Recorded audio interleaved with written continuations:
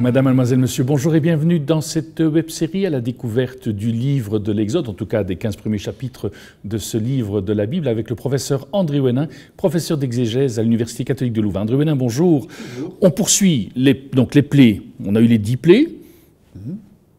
On en a eu 9 plus exactement jusqu'à maintenant. Oui. On a eu 9 plaies et on en arrive à la dernière qui va se produire lors de la fameuse nuit, la nuit de Pâques. C'est quoi cette nuit de Pâques? En fait, quand on parle de la nuit pascale, déjà dans le livre de l'Exode, on peut peut-être s'en étonner. Donc en fait, le mot Pâques est une transposition, point de départ, une transposition en grec d'un mot araméen dépendant de l'hébreu, Pessah, qui veut dire le passage, globalement, peut-être même le saut. Et en fait, c'est une nuit dans laquelle il va y avoir plusieurs passages. À savoir, il va y avoir le passage de l'ange destructeur qui va faire périr les premiers-nés des Égyptiens. Il va y avoir aussi ce même personnage destructeur qui va sauter au-dessus des maisons des Hébreux où on a mis du sang sur les portes. Il va y avoir bien sûr le passage d'Israël qui va passer de la nuit de l'esclavage au jour de la liberté.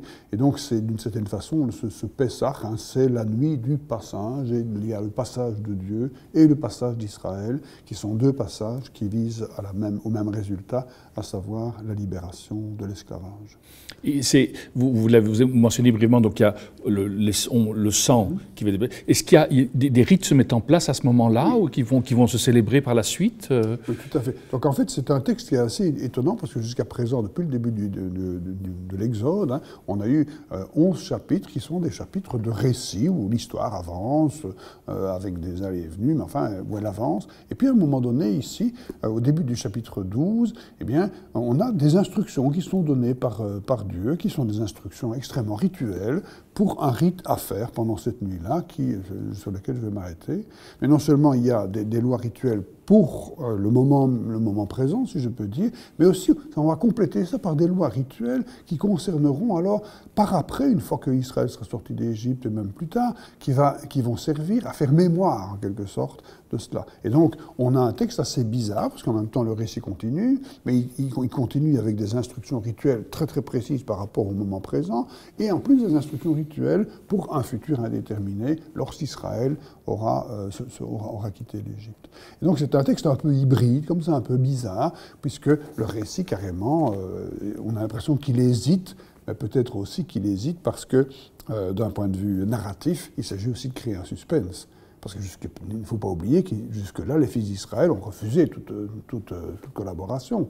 Et donc la question est de savoir si maintenant, après tout ce qui s'est passé, ils vont décider autrement ou s'ils vont rester sur leur position de rester en Égypte. Parce que si Dieu a fait tout ça pour Pharaon, pour faire plier le Pharaon et que les autres ne veulent pas partir, le projet reste là. Et donc il y a une forme de suspense. Est-ce qu'Israël va adhérer ?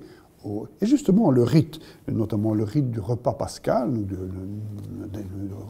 repas de la nuit de Pâques, est un rite par lequel Israël est invité à montrer qu'il adhère au projet de libération de Dieu à son propos. Alors cet agneau, quel rite? Je suppose qu'on ne le mange pas comme ça. En fait, c'est un agneau qui va non seulement va être consommé, mais qui en plus, dont le sang va servir à quelque chose. Et c'est assez intéressant de voir comment, en fait, ce texte qu'on lit d'ailleurs en principe le jeudi saint, puisqu'il anticipe le sang de l'Alliance, etc., ce texte-là entre dans beaucoup de détails par rapport à cet agneau. C'est un agneau ou un chevreau, peu importe, que le peuple doit prendre le 10e jour du mois, qui sera le premier de l'année, autrement dit un mois de recommencement. Et il va falloir le garder 4 jours chez soi, et le 14e jour, c'est-à-dire à la pleine lune, il va falloir le sacrifier pour le manger. Cet agneau, c'est un agneau, dit le texte, un agneau mâle, âgé d'1 an, sans défaut. Et là, ça commence à devenir intéressant. Pourquoi tous ces détails-là? Eh bien, je pense qu'on donne tous ces détails parce que les détails sont là pour montrer qu'il ne s'agit pas simplement d'un rite, mais que le rite a une portée symbolique. Alors, qu'est-ce que c'est pour un pasteur? Tuer, pour le consommer, un agneau mâle, âgé d'1 an, sans défaut. Eh bien, d'une certaine manière, c'est renoncer à cet animal qui, finalement, après un an de croissance, peut devenir une puissance fécondante pour le troupeau. Autrement dit, c'est renoncer à une forme de richesse, c'est renoncer à quelque chose qui parle aussi de l'avenir du troupeau, de la vie du troupeau qui va continuer, donc la vie du troupeau qui va bénéficier au pasteur. Et autrement dit, il s'agit bien de renoncer à quelque chose qui a trait au futur et à la vie en offrant cet agneau-là. Et puis, le sang de cet agneau va devoir être mis sur les linteaux et sur les montants, le linteau de la porte ou des maisons où les Hébreux vont se trouver. Et c'est la condition pour que l'ange destructeur saute au-dessus de ces maisons. Autrement dit, ça signifie que accepter ainsi de renoncer à quelque chose qui parle de la vie et de l'avenir va permettre à Israël de recevoir la vie, puisque ses premiers-nés ne seront pas tués. Autrement dit, que si Dieu va faire une distinction entre l'Égypte et Israël, Israël doit accepter d'être distingué ainsi, en acceptant lui-même de renoncer à un contrôle sur son avenir et sur sa vie pour recevoir d'un autre sa vie. C'est déjà un premier signe tout à fait fondamental. Puis alors, il y a le repas, et le repas, là aussi, on donne des paramètres extrêmement clairs. Ce repas-là, il faut choisir l'agneau en fonction du nombre de bouches à nourrir, soit dans la maison, soit avec le voisin. Pourquoi? Parce qu'il faut pouvoir manger tout et ne rien laisser.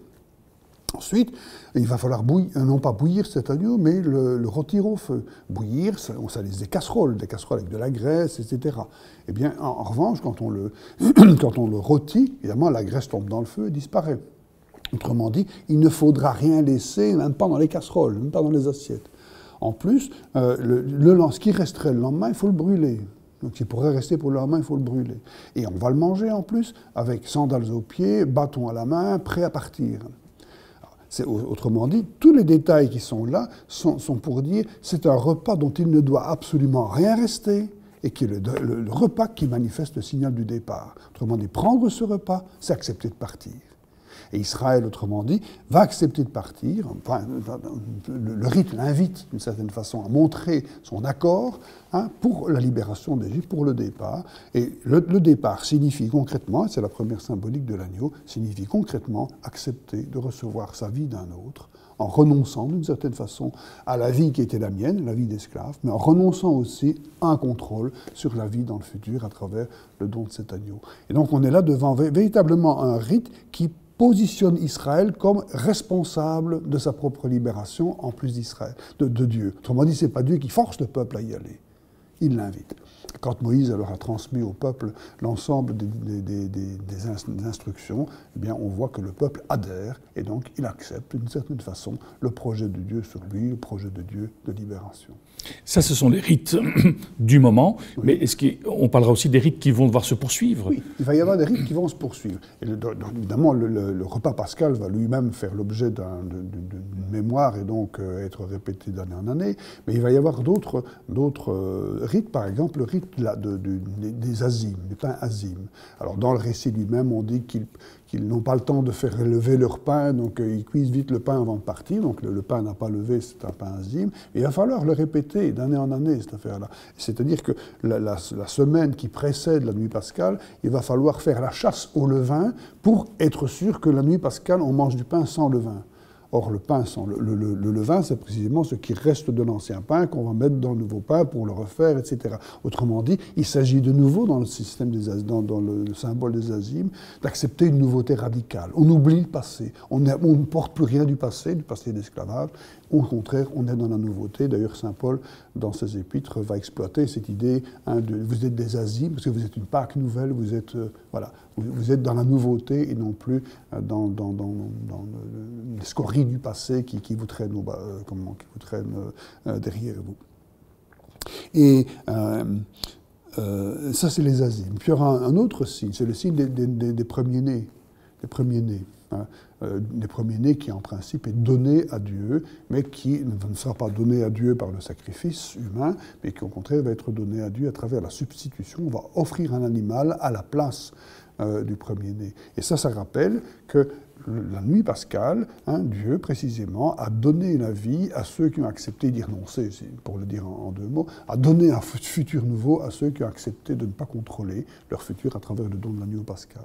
Et c'est ainsi qu'ils ont pu échapper à la mort la mort que Dieu a semée, ou directement que l'exterminateur sème, mais qui est en fait une mort que Pharaon sème lui-même. C'est Pharaon qui, en allant jusque-là, va provoquer, d'une certaine façon, la mort de son propre fils et des fils des Égyptiens.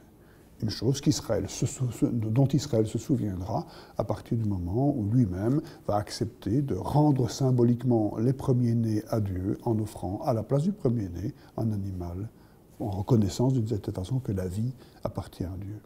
Et donc ces rites-là sont là pour simplement faire prendre conscience au peuple qu'il adhère maintenant au projet de Dieu. Oui, et non seulement ça, mais dans l'instant, évidemment, c'est ça. Donc c'est pour que le peuple puisse manifester sa volonté d'entrer dans le projet de libération de Dieu. Mais ensuite, ça va devenir des rites qui vont faire mémoire que la nature même du peuple, que le peuple n'est pas lui-même s'il n'est pas dans ce que ces rites signifient. Et donc d'année en année, ces rites vont se répéter pour, d'une certaine façon, devenir une forme d'anamnèse, non seulement de ce que Dieu a fait, mais de ce que le peuple a à être, s'il veut être en cohérence avec ce que Dieu veut pour lui, à savoir lui donner la liberté et la vie. André Ouénin, merci beaucoup. Nous arrivons au terme de ce magazine. À très bientôt.